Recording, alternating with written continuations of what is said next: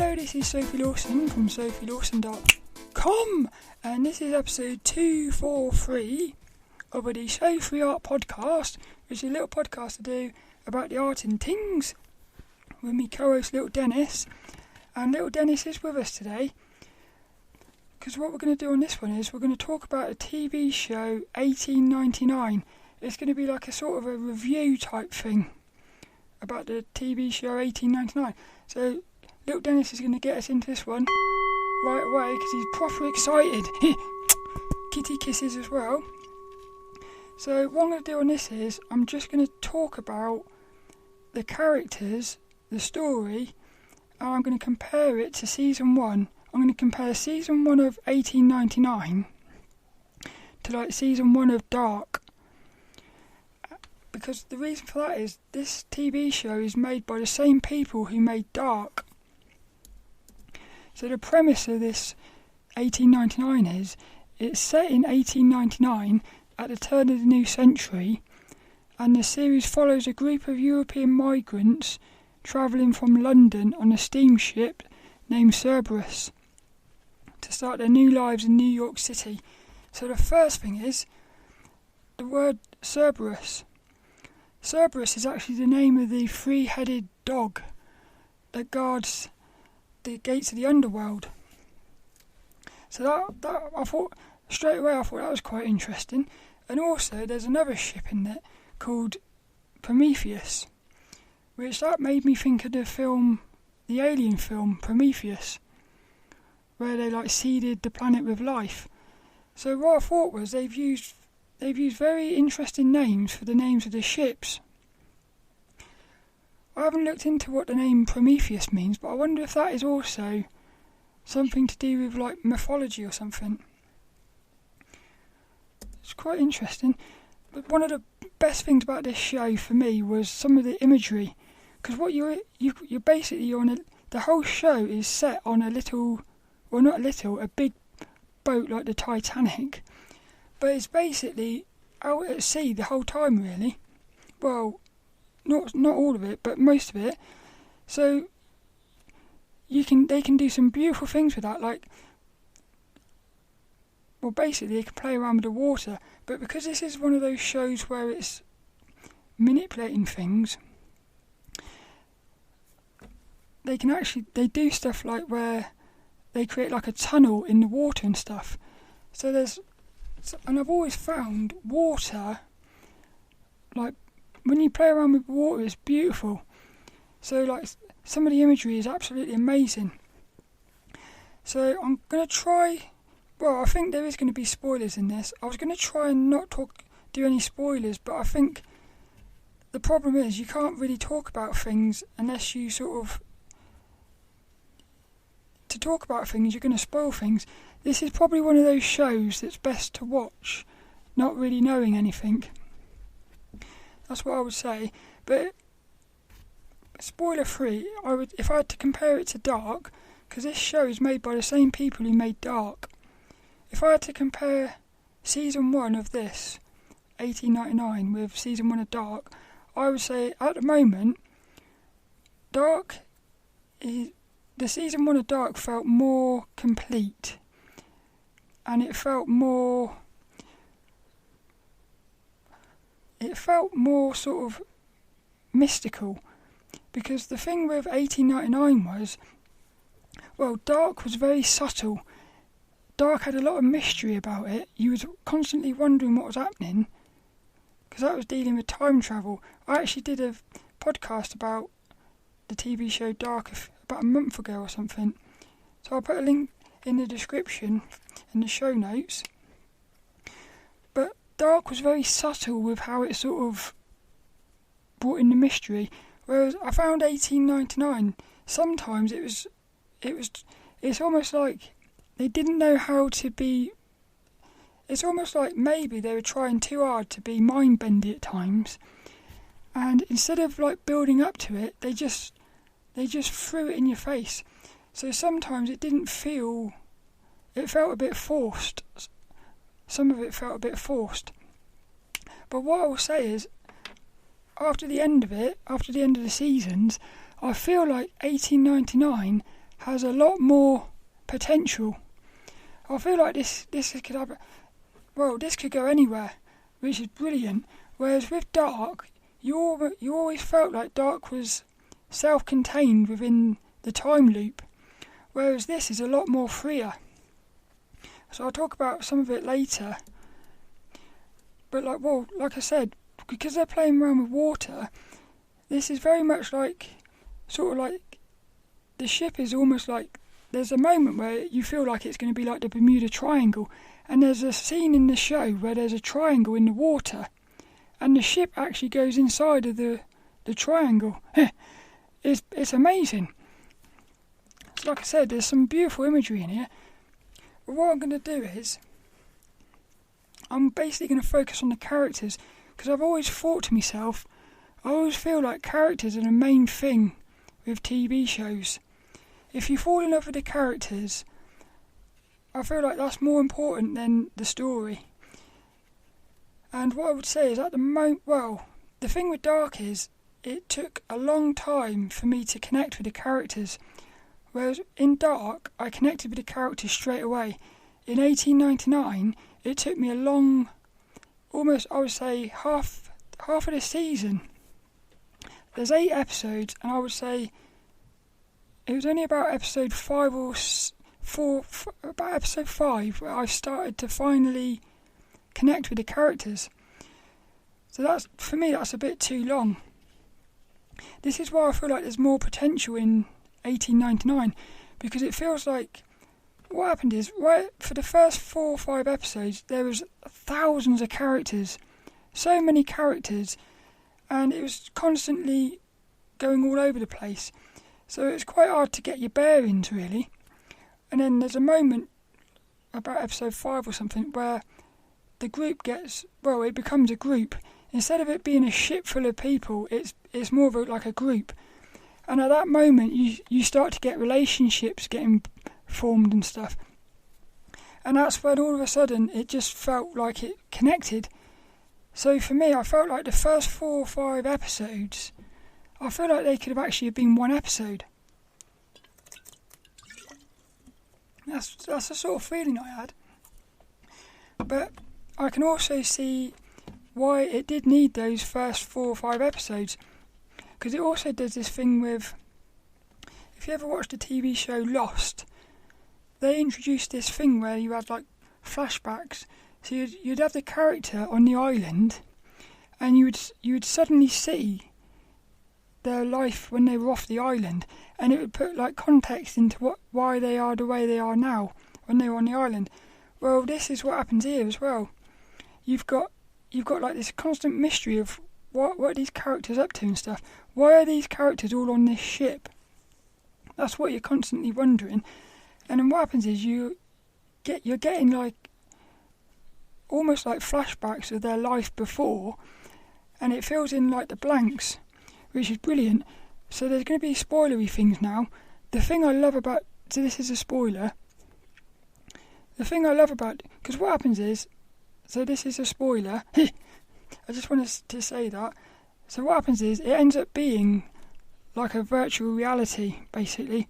The ship is a virtual reality.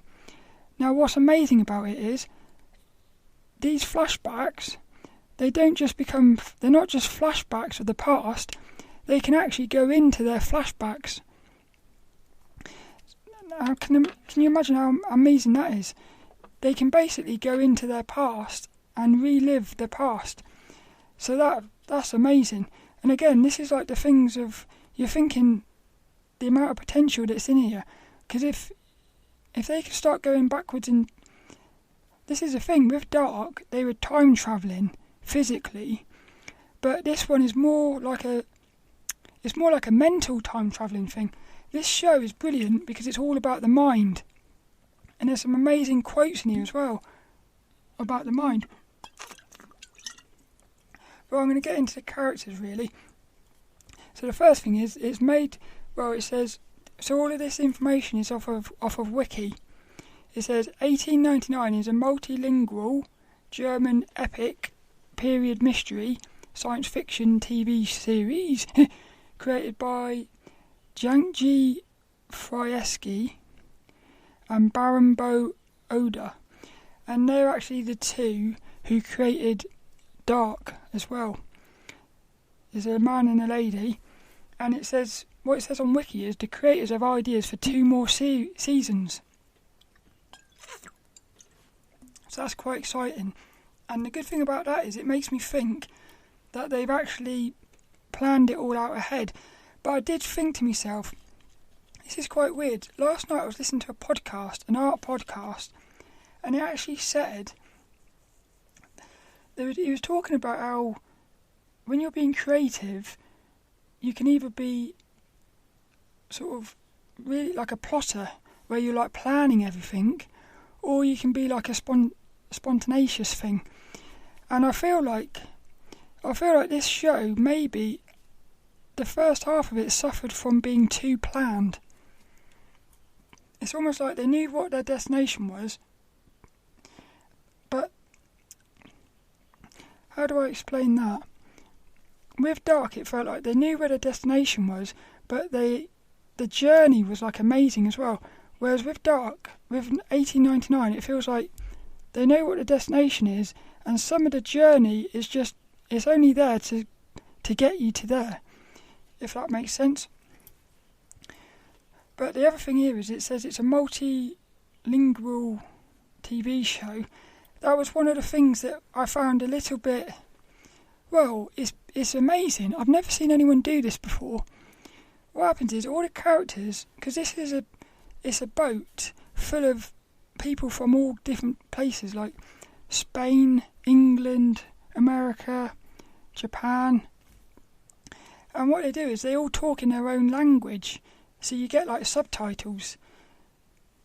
And I've never seen someone do that before. Normally in TV shows, Japanese people, they all speak English. So I like it and I don't like it, because the problem with, I've always found subtitles a little bit distracting. So it would have been nice if it could have all been English. I don't know if that's an option on Netflix or not, but then I do like it as well, because it kind of made it a bit more, what it meant was you could have characters talking to each other, and you knew that the other character couldn't understand what they were saying. So it was kind of like, it's almost like you were in on what they were saying, knowing that they couldn't understand it. So it, in a weird way, it made you feel emotions about the people as well, because like they were confused, not knowing what's going on, and then you could have somebody who could lie to them about what was said, so you now know that they lied about it. So it did add an extra layer of sort of complexity, but also, I suppose, coolness. So what I'm going to do is I'm going to go through each of the main characters. I think there's about 22 characters here. That's what I'm saying, there's loads of characters. And I'm just going to say the first thing that pops into my head about these characters.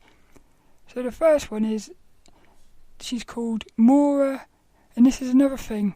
Because this is a German TV show, a lot of the characters have got really complicated names. So I'm probably going to mispronounce it, a lot of them. But one of them is called, one of the main characters, Emily Beacham, and she plays the character Mora Hetry Franklin / Singleton, a neurologist and one of the first female doctors in the UK, travelling alone to America. First thing that pops into my head is, I knew straight away that this was going to be cool, because right at the very beginning, she's on the boat, 1899, but I can't remember what she says, but she said something like, this is 1899. So she went to say 19, and she corrected herself. So straight away I thought, she already knows that wherever she is isn't the real place. So straight away I thought, this is an interesting character. The main thing that pops into my head about this is, I think she is actually, well, this is, again, spoilers. What I think's happened here is, I think she has actually created this virtual reality. I think what's happened is her son has died, because in her virtual reality, because each of these characters have like personal realities they can go into, and in her one, her son is actually, her son's little house, like safe haven, is underneath a gravestone. So it makes me think her son has died. And what I'm thinking is she can't basically, because also there's another quote in it. Somebody says something about when somebody dies, you die as well, because you can't. They're almost like saying it's worse for the person who hasn't died because they're left behind, sort of thing.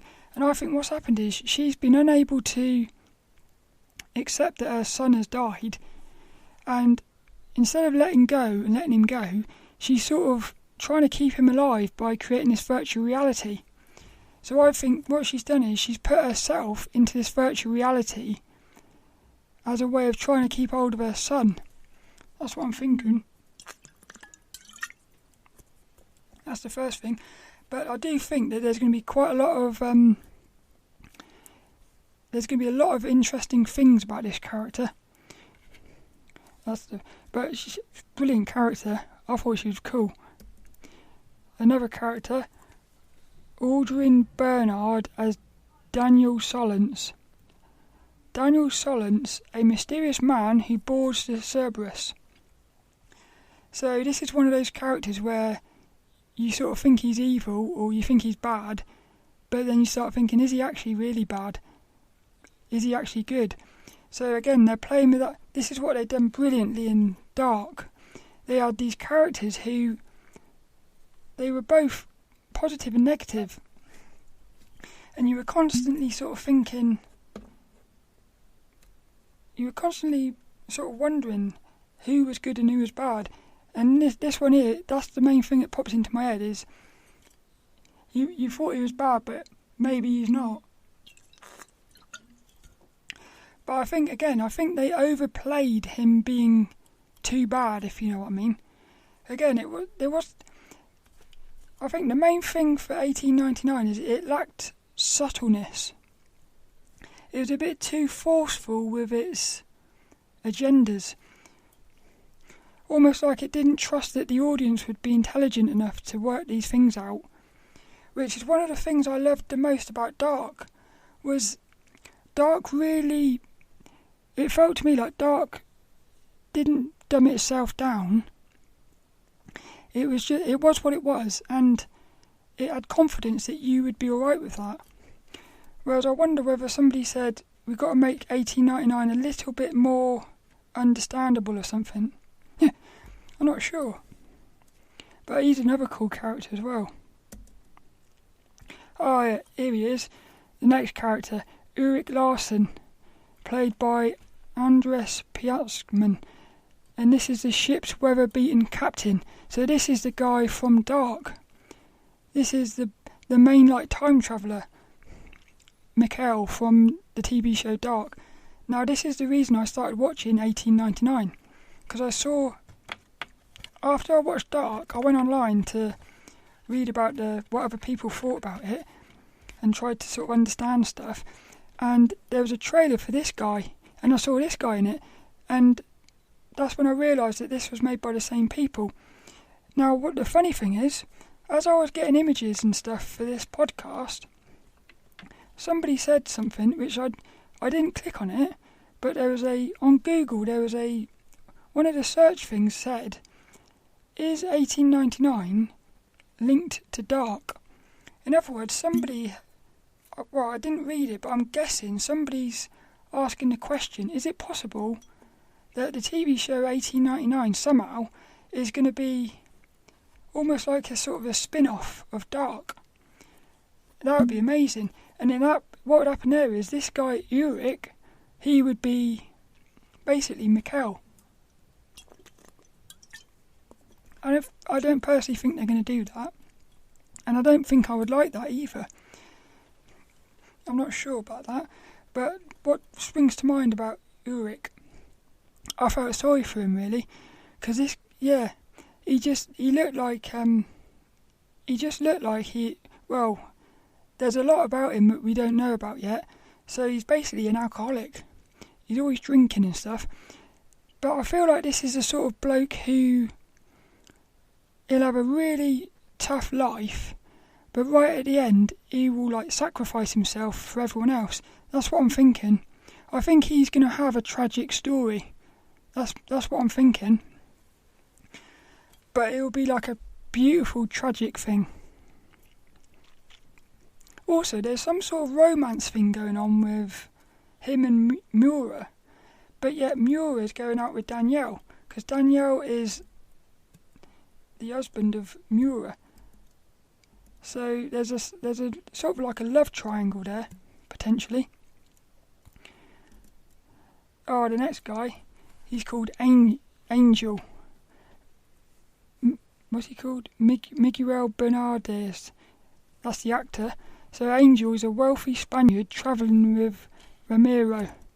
So basically, it turns out that they're gay, these two. But these two characters, for me, are two of the best. I love these characters. They're so different. Like, one's quite sort of super manly, and the other one's almost a little bit feminine. But the thing I love about it is, this guy is super manly. He's also got a vulnerable side about him. So the thing that strikes me here is, again, it's another one of those things where he seems like a bad guy, but when you understand his backstory, you start sort of connecting with him a bit more. But I just think he's a cool character. He's got this sort of persona about him, like an aura. But his boyfriend, Romero, played by Jose Pimento. So this guy, Romero, is a fake priest travelling with Angel. There's some funniness here, because this is one of the guys who can't speak English. So he doesn't understand what everyone else is saying. So he relies on Angel to sort of help him interpret things. But Romero isn't a priest. What's happened is they're pretending they're escaping from something, and Romero is pretending to be a priest. But by the end of during the last few episodes, he ends up sort of like becoming a better priest than the actual priest. And that's what I'm saying. It's one of those things where you feel like he will actually end up becoming a priest. In other words, he didn't set out to be a priest, but he's born to be a priest. Now I half imagine, I wonder whether in the actual reality, I wonder if he is actually a priest. And what's happened is, in the virtual reality, he's basically gravitated towards what he naturally is, which is a priest. But he's probably, I would say, maybe my favourite character. I really do like this one. He's got a cool look about him. Yeah, he's got a cool look about him, and I like him. I would say he is my favourite character, I think. But like I said, you've got some amazing characters in here. Next one is a girl called Ling Yi, played by Isabella Wee. And it says, Ling Yi is a mysterious young woman from Hong Kong travelling with Yuk Je, which is her friend, Yuk Je. Turns out that it's actually a mum. What strikes me about this character is somebody's looking after her, because, well, it turns out that what happened is, she killed a prostitute, and so she's taken over the prostitute, so she's now got to be a prostitute, but it turns out that she's a virgin. There's something quite funny later on. One of the characters is called Virginia, which is quite funny when you realise that she's a virgin, this girl here, Ling Yi. But I liked the bit when she went to sleep with that bloke. So she had basically accepted that she was going to become like they looked at it as like dirty, being a prostitute. But what happened was the universe looked after her because the bloke didn't want to sleep with her, which I found that beautiful. I really found that beautiful. I loved that. That's the main thing about her. But I think, again, I can't wait to see where this character goes as well. So she's cool. And then her mum, Yuk Je, played by Gabby Wong. It says Lucid, a middle-aged woman from Hong Kong travelling with Ling Yi. The main thing that strikes me is that moment where... Because what happened was there was this one moment where everyone started going off overboard and she went overboard. Now what happened was she appeared later on the ship so she's dead but she's on the ship. It reminded me very much of the TV show Lost again, where characters used to see people in the woods. People used to see people in the forest on the island who were dead, and it's like they were almost like tempting them out, because what was happening was the ship was in the middle of a storm and Ling Yi ran out in the storm because she saw her mum there. It's almost as if her mum was, you could look at that as a mum trying to sort of, well, not a mum, it was some sort of spirit or something. It could even be somebody in the base reality hacking the system, trying to get Ling Yi to go overboard or something. But what happened was she had started falling in love with this bloke, and the bloke went overboard instead. So again, it's another one of those things where it feels like somebody's looking after her. That's what it feels like to me. I got a sense she's going to become one of the main characters. But this Yuk Je, I haven't really got much to say about her really. But I like the relationship between them. The next guy, Jerome, played by Yang Gael. And it says Jerome, a French stowaway. Again, another cool looking character.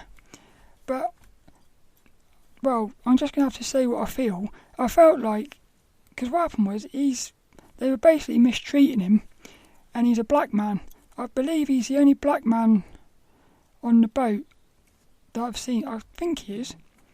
And I just thought to myself, again, the first thing I thought was, are they going to really force down your neck this thing about like black men being slaves or something? And I was thinking, is this another one of those like what do you call it, basically trying to force a narrative that doesn't need to be there. But fortunately he was a cool character. The thing that springs to mind is I think there's a lot of mystery about him. And even though like he's at the bottom of the ladder and being mistreated, he still was probably one of the biggest characters with the biggest heart. Because he could quite easily have turned nasty the way they treated him. But he's almost to some extent like the hero. And then the next one, Clements, played by Mathilde Oliver. Clements, a young woman from the Paris elite, accompanied by a new husband, Lucien. So these two are very posh. Now, the strange thing about this character here, Clements, she was in it a lot, but I don't really know nothing about her. So she's another sort of mysterious one. She's from Paris, so they're speaking French. And all I can remember really is that she got married to this bloke. It was like an arranged marriage. But I got the sense that it was an arranged marriage, but I got the feeling she started to actually fall in love with him. That's what I was thinking. But I don't really know nothing about her. That's all I can say really. Whereas her husband, he's brilliant. He's probably one of the most complex characters in it. Because he's the one that had the relationship with, he spent a night with Ling Yi, even though he didn't sleep with her. So he was sort of, you thought he was cheating on his wife, but he wasn't, which is quite cool. But his backstory is so brilliant, because he was actually, who was it he was friends with? I think it was Jerome. Yeah, I think him and Jerome are linked. So this is another thing. You started to realise that all these characters are sort of actually, they're not separate characters. They're all here for a reason. The thing that springs to mind for him is, I just want to know what's going to happen to him. He's cool, he is. Oh, here we are. Virginia Wilson, played by Rosalind Craig. So she's a sociable, wealthy British woman. So she's one of these characters that you sort of, well, for me, I thought, it felt like she was one of the evil ones. Even she's wearing this dress with like shoulder pads with triangles, like pointy. So even the way she's sort of dressed is quite angular, like aggressive sort of thing. What I found him funny is she's called Virginia, and she is basically like a female pimp to the prostitutes, like Ling Yi. So I found it quite funny how her name is like Virgin. It's quite, I don't know, there's something quite funny about that. I don't know, they must have done that on purpose, I reckon. What do I think about this one? Again, I don't think we got a backstory of her. I'm not sure. It seems to me like there's quite a lot of characters who we don't know their backstory yet. So you're sort of left wondering about them. So she'll probably be quite interesting to see what her backstory's like. The next guy, Olek, played by Marcela Musial. He's a Polish stoker on his way to New York. I like this guy. And he basically looked after Ling Yi. Yeah, and what I liked about him was he was like at the bottom of the ladder, again, very much like Jerome. It was like the people at the bottom of the ladder, when the times got really tough, they actually rose to the occasion. Whereas somebody like Angel, who's like really, he's got the appearance of being confidence and elegance and stuff. When everything went to pot, he was the one like in a ball crying. That's what I liked about it. It's sort of showing you how you can't judge a book by its cover with these characters. Yeah, but I liked him. Again, another one I want to see what's going to happen to him in season 2. Next character called Tova, is played by Kara Rosinger. Tova is a young pregnant Danish woman travelling to New York with her family. I felt for her as well. I don't think we ever found out about her baby, but I've got a feeling that baby's going to be quite important. Like again, some sort of loophole thing. But I'd be interested who... Oh, we did. Yeah, she got basically raped. And then, yeah, so that baby is from a rape. Yeah, that was quite interesting. Because that's what, because her mum basically was talking about like the devil or something. So I did think to myself, is that baby going to be some sort of devil baby? Yeah, something like that. But I liked her. She's got this thing about, she's quite vulnerable but strong. It's very interesting, these characters. Yeah, I liked her. She connected with what was she called? One of the main characters right at the beginning, Mora. Because what happened was, again, you had this thing where, because Tova is at the lower, because the ship was split into two, posh people at the top and poor at the bottom. And what was happening was some of the characters were interacting with the people that they shouldn't be. And I liked that, because you realise that, well, again, you can't judge books by their covers. But I like this one. I was convinced that baby was going to come out as some sort of demon or something, though. Then you got our brother, Cresta. Again, another interesting character. He's a young Danish man with a mysterious scar on his face. Yeah, and he got that scar. When did he get that scar? Oh yeah, that same bloke that raped Tova, he basically got shot in the face. So this family has got a very dark... What happened was there was this one moment which affected all of them, and it's quite interesting how they all reacted to that moment. Some of them lost it, and some of them got stronger with it. But basically, these two here they want to get away from their mum. But the main thing I think about with this Cresta guy, I don't know, I just felt a bit sorry for him as well.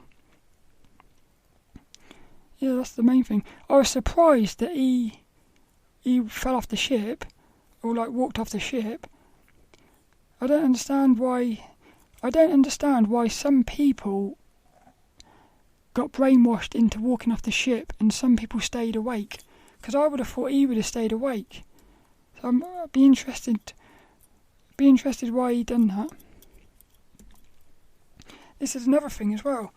One of the things is, whenever these people were travelling into their past, experiencing their virtual realities, it would very often come back with their eyes, close up on their eyes, and it would say, "Wake up," which made me think of false awakenings and lucid dreams and stuff.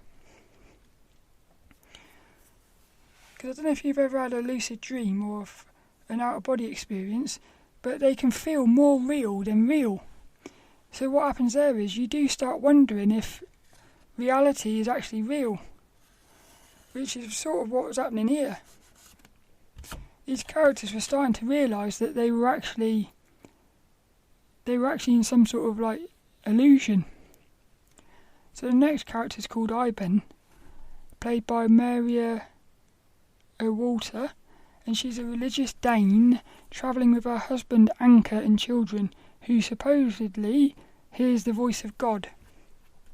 She's one of these characters who is religious but really aggressive with it, to the point where she's taken a positive, which is religion or faith and God and stuff, and it's actually become a negative because she's become forceful with it. Because the way towards the end, she starts basically being so nasty that it can't be the voice of God that's guiding her. That's what I'm thinking about that one.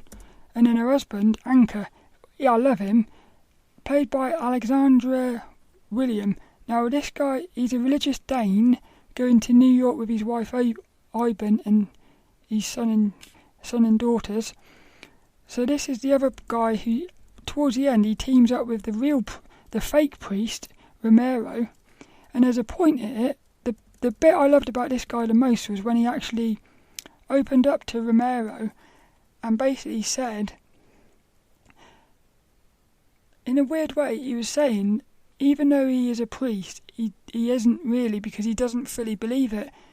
And what I thought happened there was, it felt to me like that's when Romero actually became a priest. So it's almost like the guy who was a priest became a fake priest, and the fake priest became the real priest.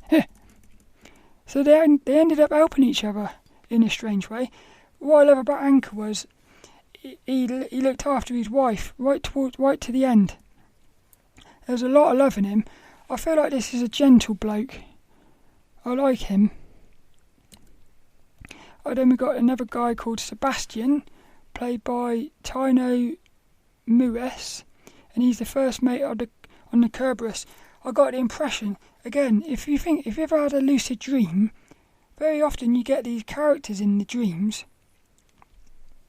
who are self-aware characters, and I sometimes wonder, because the way some of them act, it's like they're sort of observing you, taking notes, and sort of manipulating the dream. So this is what this guy's like. Sebastian was aware of it being a virtual reality, and so started messing about with things. So, because he was actually, what's happened is you've got multi-layers of realities, and he was basically working for the guy in the reality above this one. So again, I thought he was quite an interesting character. But it turns out that reality was also a fake reality. So, it's cool. Oh, this guy as well. There's a guy called Franz, played by Isaac Dentler. He's the captain's right-hand man. He's got such a cool look about him. Big. He looks like a UFC fighter with a big bushy beard. What I liked about him was how aggressive he was, because it was quite exciting. Yeah, the main thing for me with him is his appearance. I just think he's got a cool appearance about him. It was a bit disappointing though, the way basically that he overturns the captain at the end. But I like him. Oh, the next guy, Elliot The Boy, played by Finn Edwards. It says, Elliot The Boy, a mysterious mute boy found under unusual circumstances, who becomes Mora's charge on board the Cerberus. Basically, he was a bit weird for ages, and I thought to myself, is he some sort of demon? What he was in a strange way, he's like some sort of loophole. He's there, basically, he is there, in my opinion, he's there with Mora's husband, what's he called? Daniel. I think they're there to try and wake Mora up. That's what I was thinking. But what I liked about him was the way he was very mysterious. But also these little beetles, he was playing around with these beetles. I don't really know what those beetles are. So again, even though you know now that he's her son and stuff, there's still a lot of unanswered questions about him. But I think he's actually dead.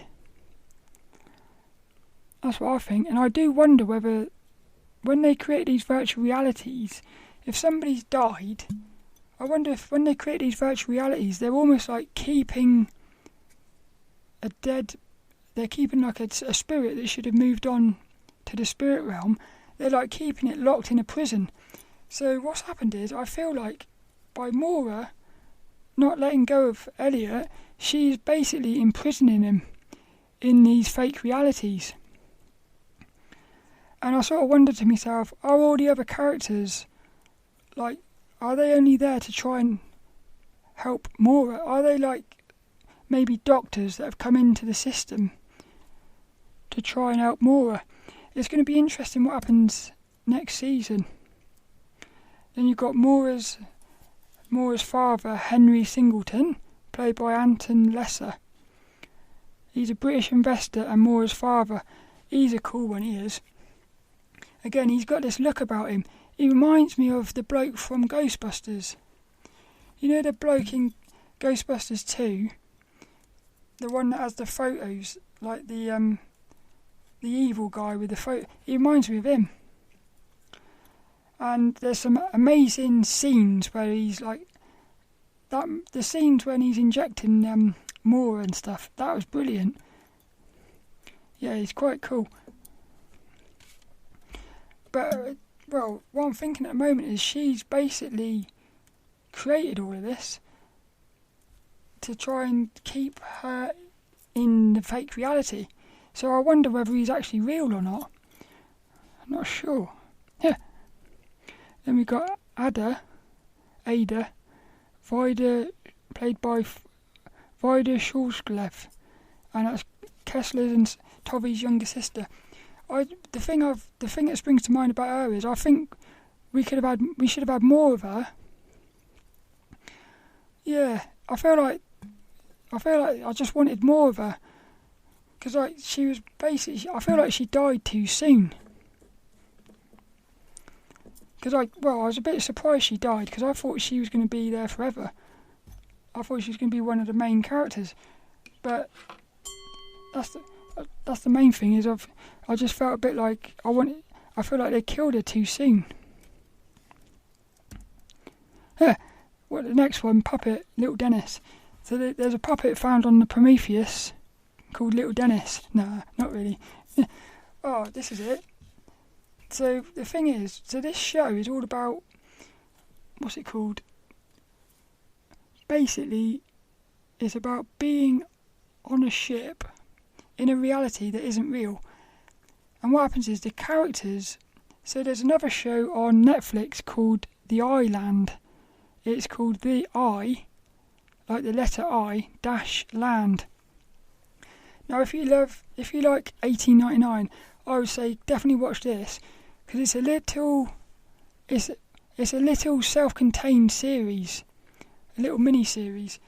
I do feel like they could have made more of it, but the good thing about this is, at the moment, I would say The Island does what 1899 is doing a bit better. But again, I think 1899 has got way more potential to be even better. That's what I'm thinking. What I liked about The Island was it's almost like a mix of Lost and 1899. If Lost and 1899 had a baby, like the TV show Lost, I think this is what would come out of it, The Island. So I definitely recommend watching that. So here's a little bit of a spoiler. The thing I got from it was, in 1899, it's like, what's happened is, the characters have woken up inside of the illusion. So they're like having lucid dreams. So what I feel like in 1899, the characters are in the middle of a lucid dream. They become lucid inside of the dream, and they're now waking themselves up. Whereas in The Island, I feel like it's more like false awakenings. What happens is, they don't realise they're in an illusion until they wake up out of the illusion, and then they suddenly realise that they were in an illusion. So what's good about that is, it's completely different emotions. In 1899, they're waking up knowing that they were in an illusion, but if you wake up not knowing that you were in an illusion, that brings up way different emotions, like fear, confusion. Whereas in 1899, when they wake up, they sort of know, they understand what's happening. So it's a different way of playing around with the same sort of thing of having these fake realities. So that's that. Oh, and then so what happens is, I'm wondering if season 2 is going to be called 2099, because right at the end, they wake up into the base reality, and they're on board of a spaceship in the year 2099. But my thinking is, they are still inside of an illusion. I think they are still inside of a virtual reality, even in the year 2099. And I think what's going to happen in season 2 is, that spaceship is going to go through the exact same things that happened on board the Cerberus, but it's going to be like deja vu. What will happen is, they'll start experiencing the same thing on board the spaceship, and that's what's going to make them think, hang on a minute, are we still inside of another illusion? That's what I'm thinking. That's why I'm so excited about this, because they could take this anywhere. And also, the thought of it being based in space is going to be so cool. Yeah, and then the next one, season 3, who knows where they could go with that one. They could go anywhere. So, there's loads of potential in this. So I think that's it for this one. So lilDENNiS is going to get us out of it. Boing! I hope you enjoyed that. I feel like my thoughts at the moment are that I tried to structure this. I feel like I've actually done what 1899 did, in that I structured this podcast too much, and it got in the way of me just expressing myself. So my feelings are, like I said, I think 1899's got way more potential than Dark, but at the moment I like Dark better. But I can't wait for season 2, and I feel like season 2 is going to be way more intimate right from the get-go, because you're not going to have to go through those 5 episodes of getting to know everyone. So that's it. So all that's left is this week's inspirational quote, and it goes to the character Yuk Je, the prostitute. Who is it? The prostitute's mum. Now I love this quote. What it said was, "Everything will be okay in the end. If it's not okay, it's not the end." And I think this quote is going to be very sort of important to remember next season. In season 2, basically they're on board of a spaceship now. If everything starts going wrong on that spaceship, to me that says they're still inside of a fake reality, or they're still inside of a virtual reality illusion thing. So in other words, what that says to me is, at the end, everything will be okay. So you almost already know what's going to happen at the end. Is I think they will get themselves out of the system and sort of be at peace. But to get there, they've got to go through all of this confusion. Because another thing that's happening is, I do get the sense that they're all facing. I'm going to be interested to see if this is just one person's reality, or if somehow they're all in this reality together. Because it could end up being that this ends up being like my little theory. Because I've got a theory that we're all inside of our own universe, and everyone's got their own little universe, but all of these universes are interacting with each other. So it could be possible that this is actually, what's she called? This could be Moira's reality, and all these other characters have got their own separate realities, but they're sort of like crossing over into Moira's reality. Or it could be that they're all inside of a fake reality, interacting together. That's it for this one. So this week's inspirational quote: "Everything will be okay in the end. If it's not okay, it's not the end." Yuk Je.